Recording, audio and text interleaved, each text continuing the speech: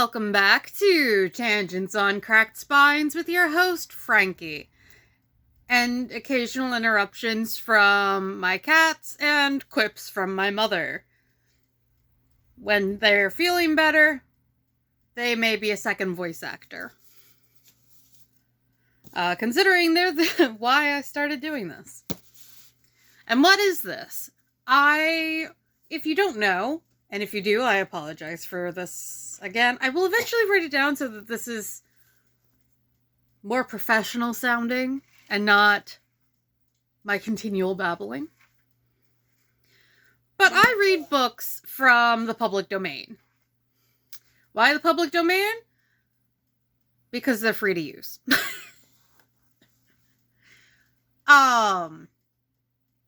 If you are new, I appreciate you. Please go back about 9 episodes, though, so you can start reading Dracula with us from the beginning. Because that is what we are currently reading, Bram Stoker's Dracula. Before I go any further, I do have to throw out there my standard PSA.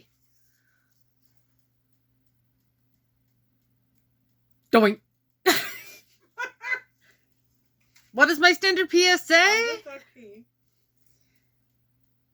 Listener discretion. That's the word I was looking for. Listener discretion is advised, as public domain does not mean appropriate. It may not have the sexy times that modern stuff does, but it's possibly more violent. With there's not as much profanity except for what comes from me while I go on tangents. That's why it's called tangents, is because, I go on tangents. I'm ADHD. Hi! I'm also recovering from a sinus infection, so that's not helping. My train of thought any. So yeah, especially if you were under the age of 13, listener discretion is definitely advised. Things get violent and very not political correct. Politically. Where did we leave off? We left off with... What was the name of the ship?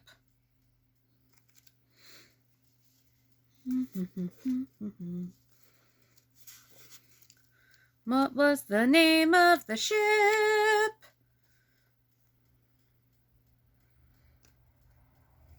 Demeter?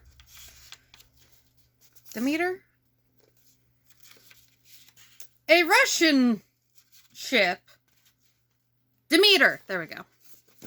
A Russian ship kind of crashed into the coast of Whitby, where Mina happened to be staying, and she put cuttings from the news correspondent from the newspaper in about that sudden storm and the crash and the big dog that jumped out and was never seen again, as well as information from the captain's log of the Demeter, which pretty much said, "My men are going nuts and everybody is disappearing one by one. I'm going to lash myself with the information about this and a rosary to the helm and to the wheel, so that even if my soul doesn't make it to port, something of this will." And lo and behold, what was on that ship? Wealth, but mostly boxes of dirt. Where do we know the boxes of dirt came from? And what do we think the big dog was? Anyways, now that I have wasted 4.5 minutes of your time. Also, do you like my new bookmark? Those that can see? My mom makes them. We sell them for $3. Shameless plug. Chapter 8. Mina Mary's Journal. Same day, 11 o'clock p.m. Ugh, but I am tired. If it were not that I had made my diary a duty, I should not open it tonight. Did I read that it was PM? It is PM. We had a lovely walk. Lucy, after a while, was in gay spirits, owing, I think, to some dear cows who came nosing towards us in a field close to the lighthouse and frightened the wits out of us. I mean, petting cows will always make you happy, as long as you're not opposed to the fact that there is probably an inch of manure. I believe we forgot everything except, of course, personal fear, and it seemed to wipe the slate clean and give us a fresh start. We had a capital severe tea at Robin Hood's Bay, in a sweet little old-fashioned inn, with a bow window right over the seaweed-covered rocks of the strand. Sounds like New England. I believe we should have shocked the new woman with our appetites. Men are more tolerant, bless them. Then we walked home with some, or rather many, stoppages to rest, and with our hearts full of a constant dread of wild bulls. Lucy was really tired, and we intended to creep off to bed as soon as we could. The young curate came in, however, and Mrs. Westerna asked him to stay for supper. Lucy and I had both had a fight for it with the dusty miller. I know it was a hard fight on my part, and I am quite heroic. Dusty Miller? The plant. Ah, thank you. I'm the one that can keep plants alive. She's not, but she knows what a Dusty Miller is, and I didn't. It's ground cover. Ah. I think someday the bishops must get together and see about breeding up a new class of curates who don't take supper, no matter how they may be pressed to, and who will know when girls are tired. Lucy is asleep and breathing softly. She has more color in her cheeks than usual and looks oh so sweet. If Mr. Holmwood fell in love with her, seeing her only in the drawing room, I wonder what he would say if he saw her now. Some of the new women writers will some day start an idea that men and women should be allowed to see each other asleep before proposing or accepting. Oh, if only she knew. But I suppose the new woman won't condescend in future to accept. She will do the proposing herself, and a nice job she will make of it, too. There's some consolation in that. I am so happy tonight because dear Lucy seems better. I really believe she has turned the corner and that we are over her troubles with dreaming. I should be quite happy if I only knew if Jonathan... God bless him and keep him. 11th August, 3 a.m. Diary again. No sleep now, so I may as well write. I'm too agitated to sleep. We have had such an adventure, such an agonizing experience. I fell asleep as soon as I had closed my diary. Suddenly, I became broad awake and sat up with a horrible sense of fear upon me and of some feeling of emptiness around me. The room was dark and I could not see Lucy's bed. I stole across and felt for her. The bed was empty. I lit a match and found that she was not in the room. The door was shut, but not locked as I had left it. I feared to wake her mother, who has been more than usually ill lately, so threw on some clothes and got ready to look for her. As if throwing on some clothes was easy in that time. As I was leaving the room, it struck me that the clothes she wore might give me some clue to her dreaming intention. Dressing gown would mean house, dress outside.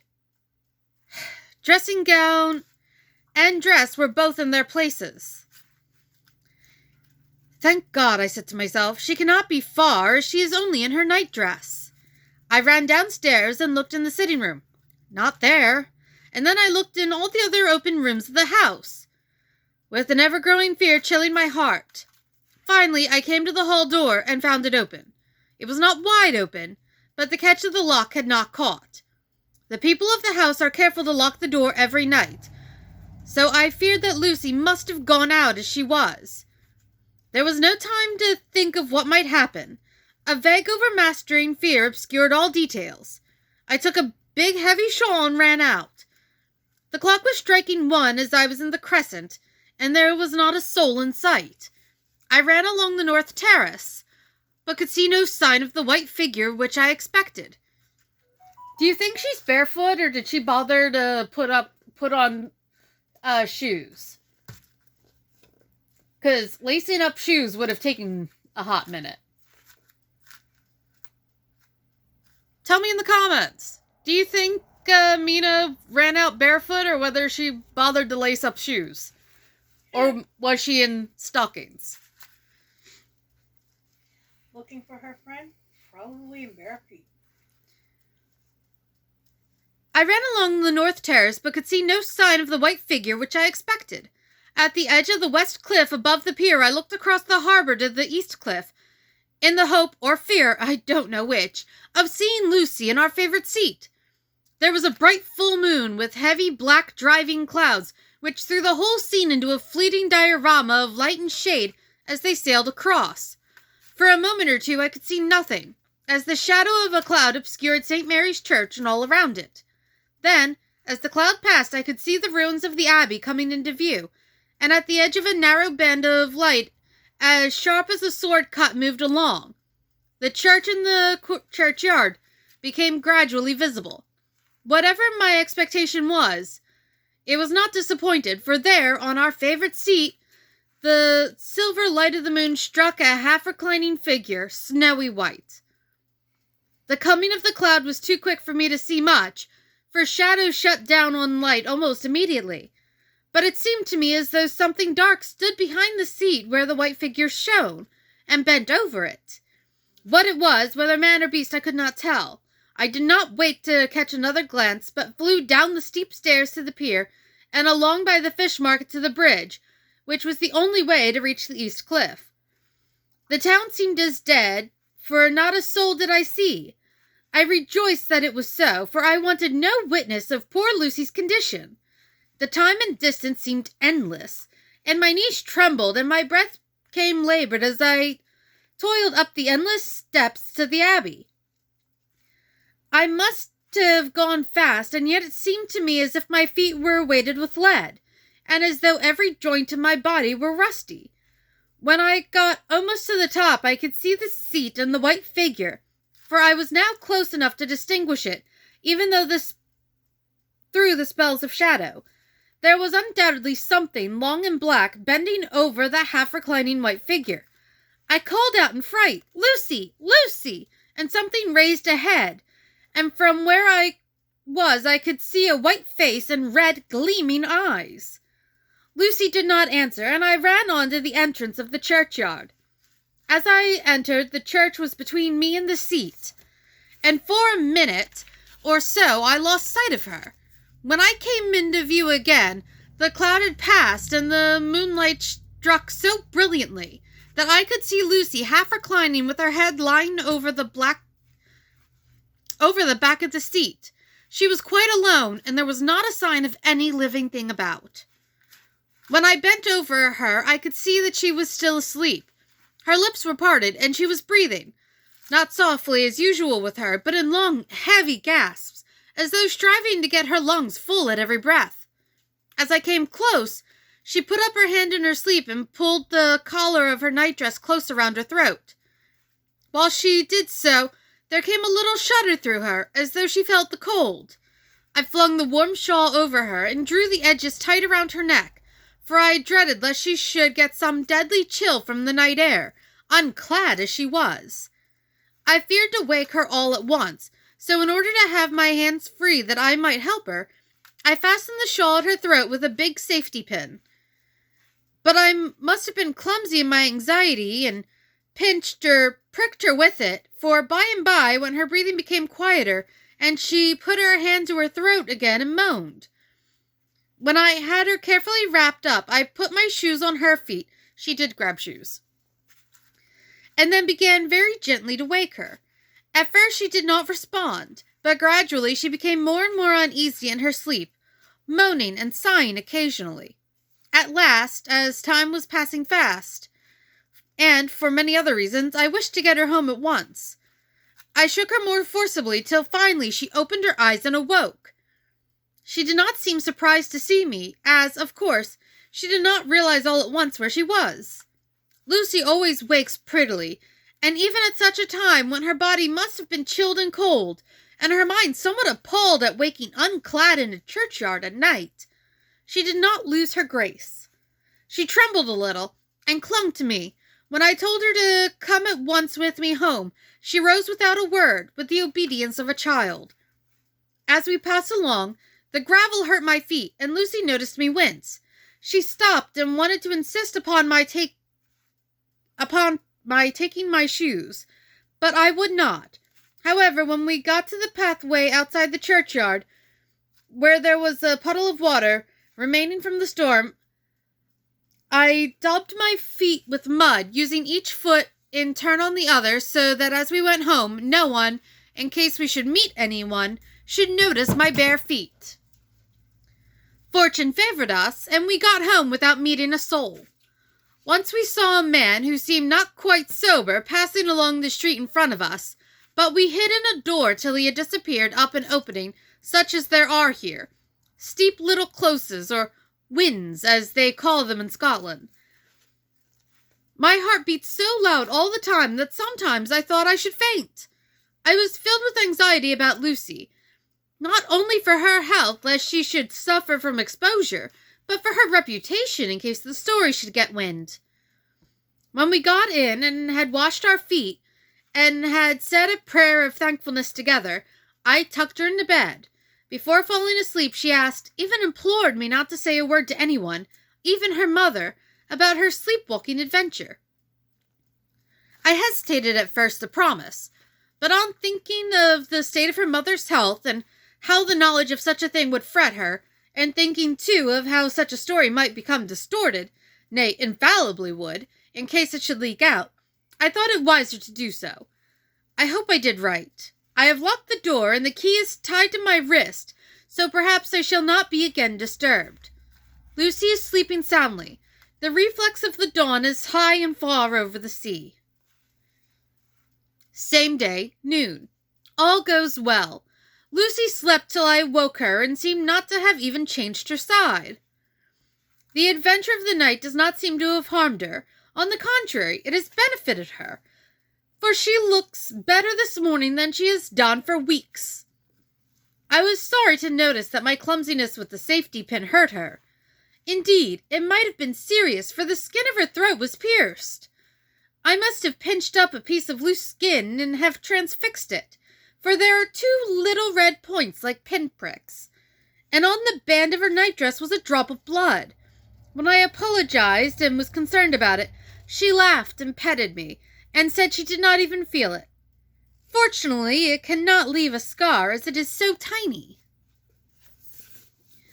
Same day, night.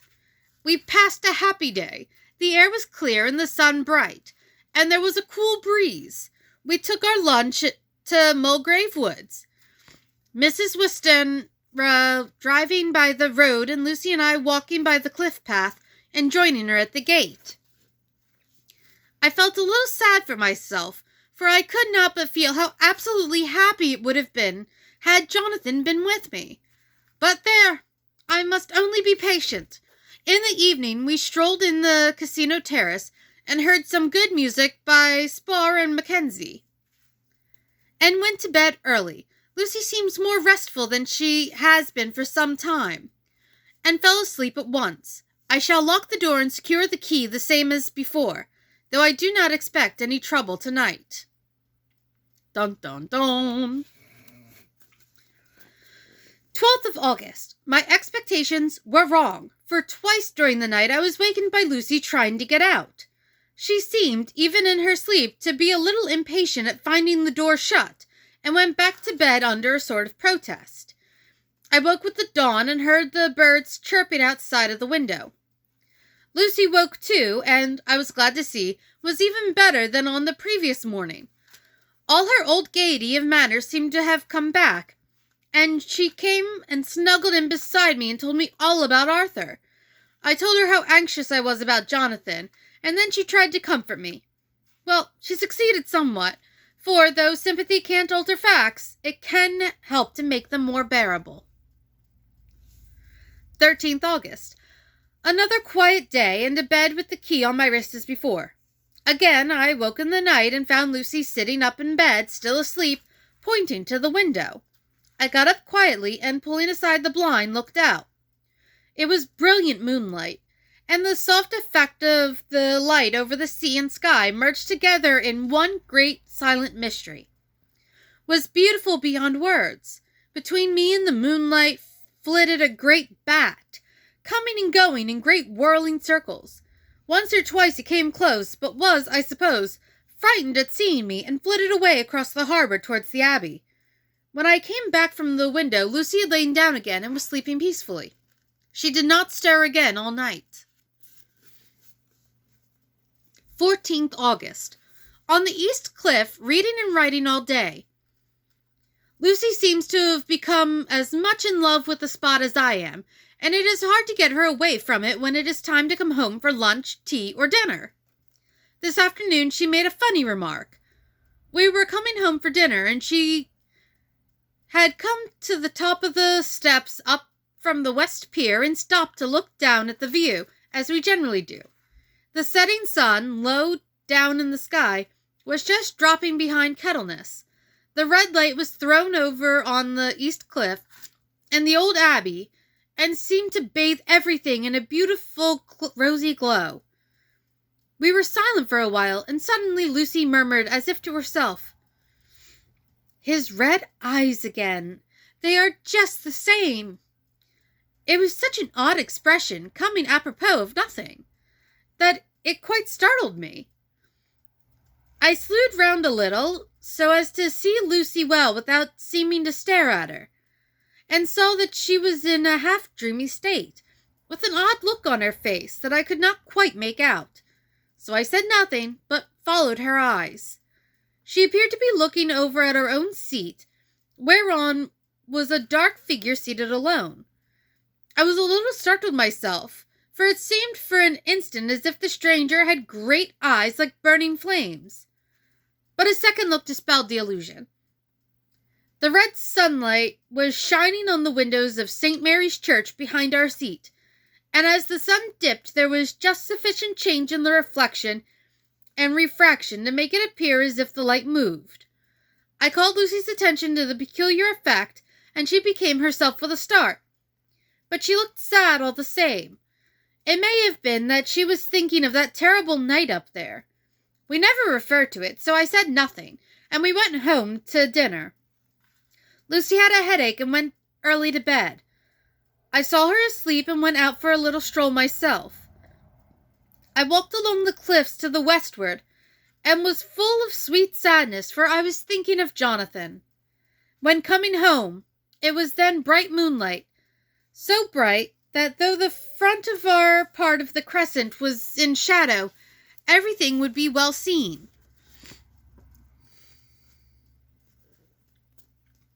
I threw a glance up at our window and saw Lucy's head leaning out. I thought that perhaps she was looking out for me, so I opened my handkerchief and waved it. She did not notice or make any movement whatever. Just then the moonlight crept round an angle of the building, and the light fell on the window. There distinctly was Lucy, with her head lying up against the side of the window-sill, and her eyes shut. She was fast asleep, and by her, seated on the window-sill, was something that looked like a good-sized bird. I was afraid she might get a chill, so I ran upstairs, but as I came into the room, she was moving back to her bed, fast asleep, and breathing heavily. She was holding her hand to her throat, as though to protect it from the cold. I did not wake her, but tucked her up warmly. I have taken care that the door is locked and the window securely fastened. She looks so sweetly as she sleeps, but she is paler than is her wont, and there is a drawn, haggard look under her eyes, which I do not like. I fear she is fretting about something. I wish I could find out what it is. 15th August. Rose later than usual. Lucy was languid and tired, and slept on after we had been called. We had a happy surprise at breakfast. Arthur's father is better and wants the marriage to come off soon. Lucy is full of quiet joy, and her mother is glad and sorry at once. Later on in the day she told me the cause. She is grieved to lose Lucy as her very own, but she is rejoiced that she is soon to have someone to protect her. Poor dear sweet lady! She confided to me that she has got her death warrant. She has not told Lucy, and made me promise secrecy. The doctor told her that within a few months at most she must die, for her heart is weakening. At any time, even now, a sudden shock would be almost sure to kill her. We were wise to keep from her the dreadful night of Lucy sleepwalking. 17th August. No diary for 2 whole days. I have not had the heart to write. Some sort of shadowy pall seems to be coming over our happiness. No news from Jonathan, and Lucy seems to be growing weaker, whilst her mother's hours are numbering to a close. I do not understand Lucy's fading away as she is doing. She eats well and sleeps well and enjoys the fresh air. But all the time the roses in her cheeks are fading, and she gets weaker and more languid day by day. Hi, Necky. You had to say hi? You had to trill for the camera? Did she make a photo appearance in the camera yet? No, just a trill. She gets weaker and more languid. She eats and sleeps well, languid day by day. At night I hear her. She eats well and sleeps well, enjoys the fresh air, but all the time the roses in her cheeks are fading, and she gets weaker and more languid day by day. At night I hear her gasping as if for air. I keep the key of our door always fastened to my wrist at night, but she gets up and walks about the room, and sits at the open window. Last night I found her leaning out when I woke up, and when I tried to wake her, I could not. She was in a faint. When I managed to restore her, she was as weak as water, and cried silently between long, painful struggles for breath. When I asked her how she came to be at the window, she shook her head and turned away. I trust her feeling ill may not be from that unlucky prick of the safety pin. I looked at her throat just now as she lay asleep, and the tiny wounds seem not to have healed. They are still open, and if anything, larger than before, and the edges of them are faintly white. They are like little white dots with red centers. Unless they heal within a day or two, I shall insist on the doctor seeing about them. Letters from Samuel F. Billington and Son, Solicitors Whitby, to Messrs. Carter, Patterson and Company, London, 17th of August. Dear Sirs, herewith please receive invoice of goods sent by Great Northern Railway. Some are to be delivered at Carfax near Purfleet, immediately on receipt at Goods Station, King's Cross.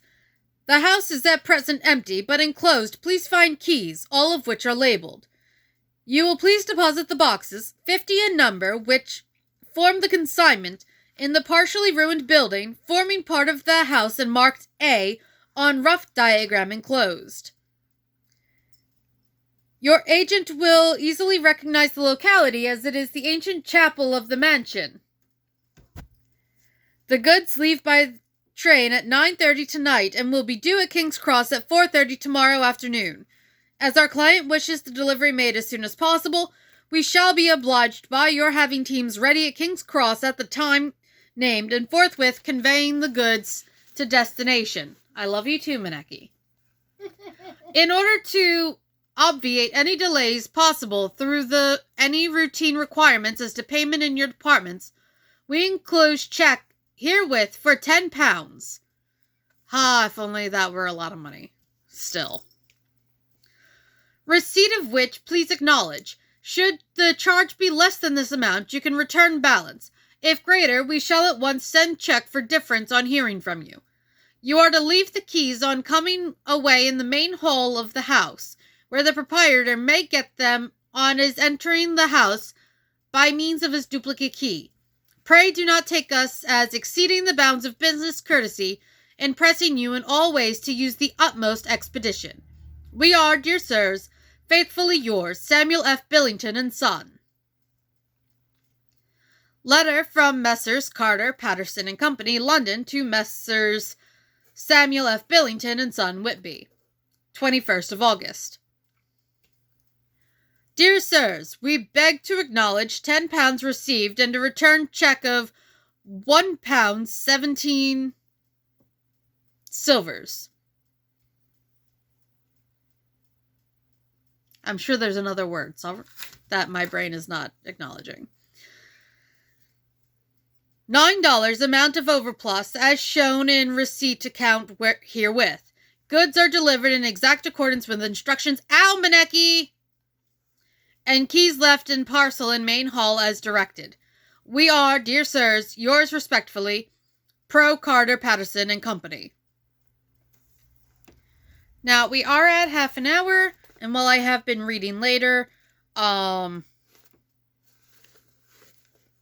sinus infection is catching up to my nasal ability, so we're going to call it a night. Thank you very much for listening. As always, normal podcast business. Please, if you enjoyed it, like, share, subscribe, review, comment, what have you. As always, like, the best way to help out a podcast is to pass it along to people who you think would enjoy it. If they like reading, random tangents and cats, they would like this. They would enjoy this. Also, I do have a poll going about what to do for Halloween. Let's see if I can remember. There are 5 weeks of October, and on the 31st, my options to read are The Raven, The Monkey's Paw, Legend of Sleepy Hollow, The Legend of Stingy Jack, which I apparently misspelled, because spelling is not my forte, The Woman's Ghost Story, I think is one of them. Or I can do all of them. Currently in the lead of the poll, 1 a week for all of October. I will not take a break from reading Dracula during October if that does indeed continue to win the poll. I will just increase the number of podcasts to 2 a week. Yay! I'll do my best. Thank you again for listening, and I hope those of you that could see, enjoyed Maneki showing her butt to you. Thank you, and have a wonderful day.